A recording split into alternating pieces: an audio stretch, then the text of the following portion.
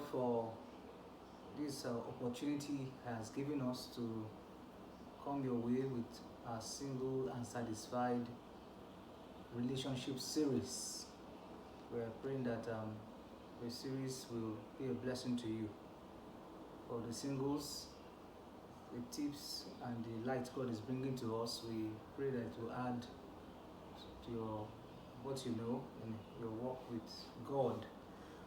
By the grace of God, in this episode, we're looking at part 2 of Remember Lot's Daughters. The last episode, we looked at, we gleaned some lessons from Genesis chapter 19. There were some instructions we got from there, just as a quick way of reminding us of the issues that came up in our last episode, the part 1 of Remember Lot's Daughters. We saw that they were living in a society that was corrupt, but yet they kept their virginity, suggesting that we don't have an excuse, that because everybody is doing it, because this is the way you have to do this way so that you maintain a relationship, is not an excuse enough. They kept themselves, and we also saw that they got married to the Sodomites, but an opportunity came when they decided not to turn back. When the angel came and the destruction was to come on Sodom and Gomorrah, the angel gave him an opportunity. Lot, his daughters, his wife, the son-in-laws, those that were supposed to marry the daughters, they refused to join them. But Lot's daughters, first, they were virgins.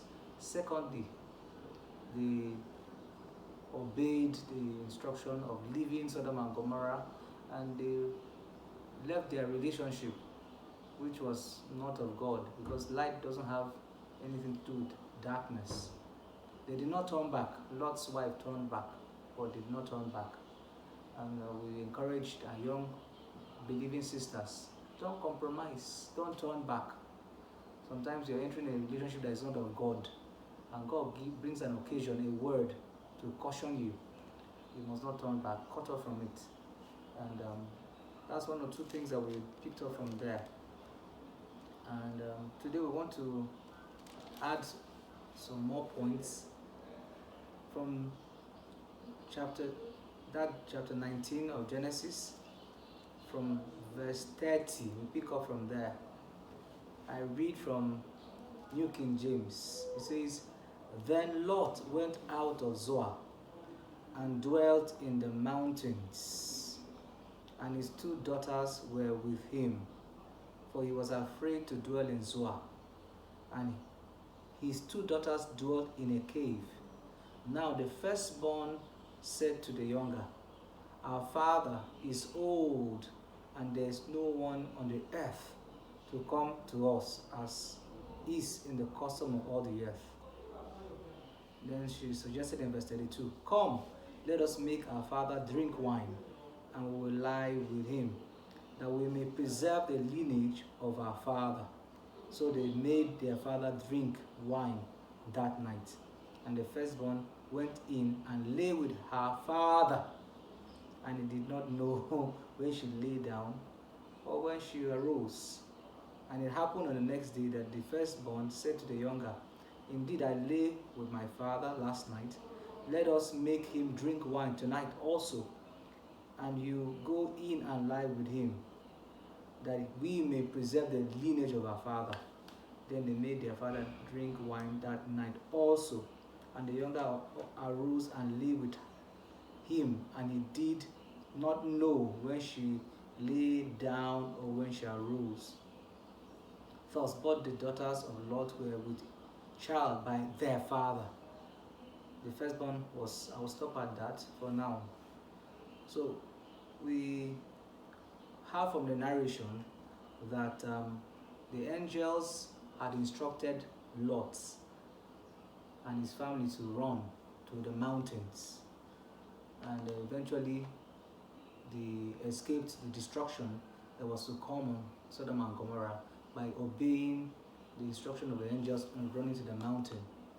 But when they went to the mountains, he and his 2 daughters, the Bible said um, they were dwelling in caves, and it came to the consciousness of the first daughter at a point that their father is old and there's no man around to get them pregnant the way life cycle should go. So a suggestion came to her, and she quickly sold it to her younger sister. The first point I want to bring as we glean lessons from Lost Daughters in this episode of our relationship series is, who are you listening to? Who is advising you? No, a lot of challenges will come. And in this episode, I'm going to be dealing with how do you handle delay? When you feel you have age, you feel that at this age, you should be married, you should have children, and time is passing, and it looks as if nothing is happening. As we see in the case of Lot's daughters, their father was the only man figure available, and they were doing it. From his first experience, when he dwelled close to Sodom and Gomorrah, he saw how that he dwelled close to a land that was very promiscuous, and eventually God destroyed it. So this time around, he decided to keep away. He went and dwelled not just on the mountains, in a cave, bought a cave, they stayed in a cave. And so they were away from people. And it occurred to the daughter that the normal way things should be is that at this age we should have a man that is our husband, and we should have children from such a relationship. So those normal life challenges was propping in their hearts. And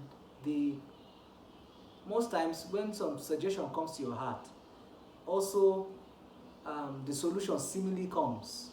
So I'm asking if you can see from that context of our study that it occurred to the elder daughter, then she suggested it to the younger daughter and proffered the solution that we should make our father drink wine and we should lay with him. I'm burdened because who you listen to eventually determines what you do. When those challenges, relationship challenges comes, we've heard cases and stories of young ladies being advised that it's because maybe if the menstrual cycle is not regular, because you're not involved in sexual, no man has disvirgined you, and they believe those lies. There's a lot of lies, even for guys. They say the sperm, when it stays too much in your system, it can give you, it has some unhealthy effect on you. These are just lies, and there's a lot of theories out there that is being suggested from the pit of hell. So I want to bring my first counsel is that those relationship questions you have, those challenges you have, peradventure you are actually of age, and it looks as if nobody is coming to ask you for your hand in marriage. What are you doing? Who are you listening to? Don't allow anyone to mislead you, because I know that most times people act based on advice, based on what somebody said. When I listen to people's testimonies, people's story, they say this person said, and most times they act based on somebody's suggestion. So I want to suggest that for young people, get people that you can that have the godly counsel that can live with you. We encourage you to have disciples that are grown in the faith, that can advise you correctly. We advise that you have friends that are more mature than you in the faith, that can counsel you rightly, so that when those questions comes, you don't step into wrong. And most times, even married people, when most times if there's a challenge, they might be talking to somebody, and it's the advice they hear that they bring into their home and apply. So my first counsel this morning, this day, as we're looking at this Singles and Satisfied series, is who are you talking with? Who is advising you? When this suggestion comes, who do you see it through? Who sees it through with you? So that's the first issue we saw from Lot's daughters. It was okay that they didn't have a, there was not a man, and there should be a man that should they should get married to and continue their generation, but they handled it wrongly. They, by suggesting that, that means she saw the problem and she proffered the solution by herself. Most times, some of the problems you have as singles, the solutions are not with you. The solutions are with somebody else that you're not the first person that's single, you're not the first person that is going this path. So God will need to give you counsel through elderly people, through people that have gone through these paths that you're going through, so that you don't miss God's will for your life. That's the first point I want to pick from there. The second issue, even though it's just bringing it as an input, what was the advice she gave? Let's make our father drink wine and let him get drunk, then they will sleep with him. And you see how the plan worked out. And just imagine that kind of weird thought, sleeping with the father that gave birth to them. That's out of it shouldn't be mentioned about, but because of their desperate situation, they were desperate to get married. They didn't look at all what it implies to sleep with your father and having a child from your father. Let your desperation not lead you to do things that are not of God. Don't be too desperate to get married. Don't be too desperate. When you're desperate, most times you do the wrong things. You don't mind whatever you do. You damn the consequence of what your actions. So they made him to drink wine, and this for me and other scriptures that ascertains the fact that wine is not. People give reasons why they drink wine, but just imagine that a man can drink wine and he loses consciousness of a sexual relationship. When I read this story, it baffles me that the father was not conscious of the two times the daughters. No, it worked out the first time. Suggested for the second daughter, it still worked out. They were not conscious of those of that time of sexual relationship. That means wine takes away your senses. Even though that's just an input. The next issue we see is that they succeeded in carrying out their agenda, and you see the mystery behind that. Immediately, the first time they did it once. The Bible recorded that it's once both of them had that relationship, but the first time they had those relationships, both of them conceived. So, what's my point in this series? Patience. We need to wait on God. We need to trust God to make a way for us where there seems to be no way. Well, it looks as if this situation is getting... and the truth is that sometimes it looks as if you're the only one in your shoes. No, you're not. There are people that have gone through your shoes and God has made a way for them. God has paved the way for them.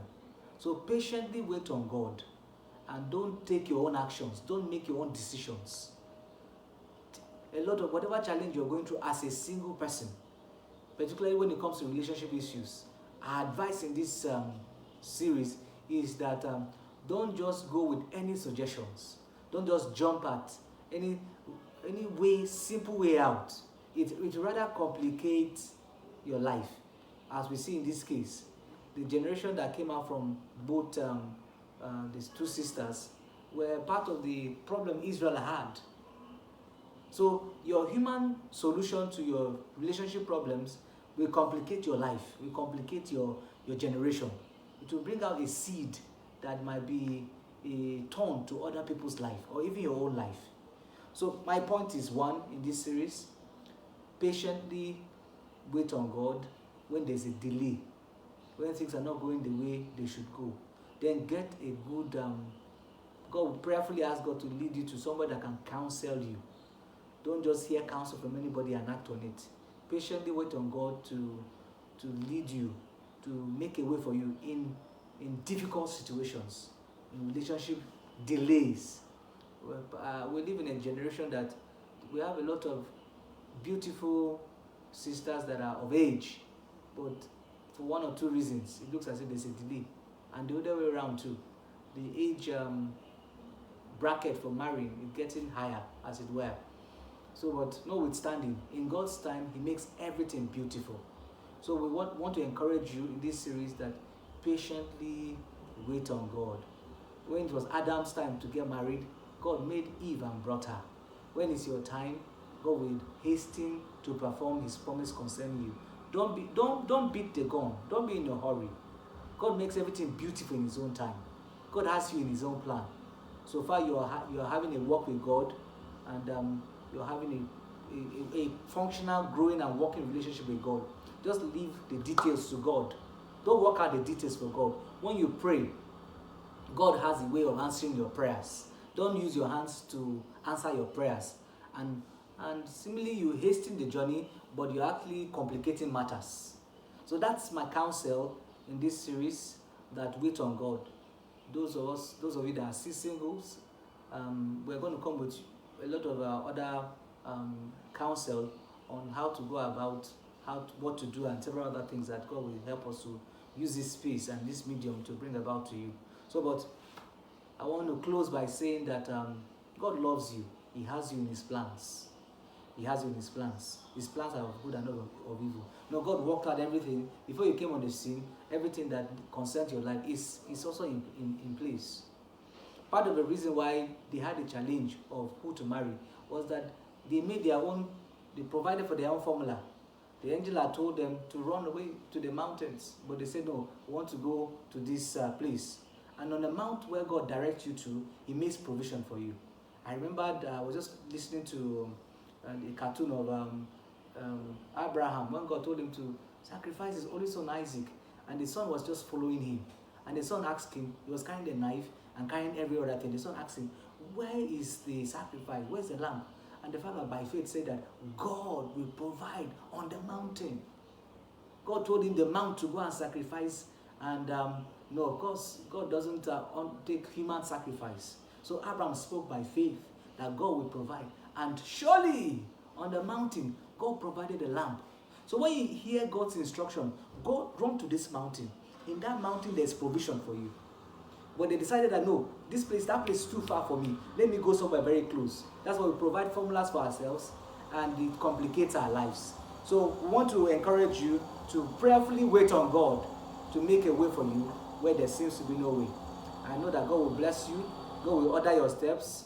God will prosper you, and God will set you in your home.